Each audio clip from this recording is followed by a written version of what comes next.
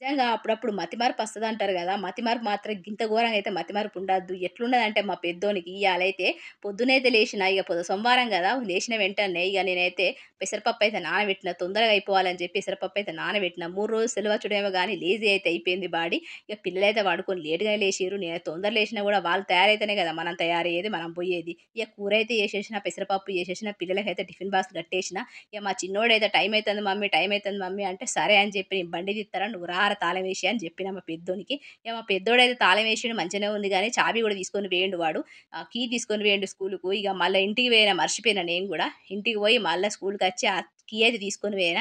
ఇగ గట్టయితే 2 గంటలే వేస్ట్ అయిపోయింది నాకు.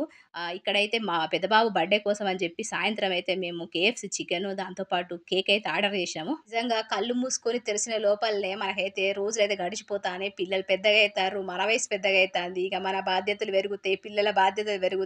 వాళ్ళు కష్టపడాలే. మనం ఇంకా కష్టపడాలి. ఇగ గిట్లనే ఉంటది. కాలం అనేది తిరుగుతూనే ఉంటది. జరుగుతూనే ఉంటది. ఆగది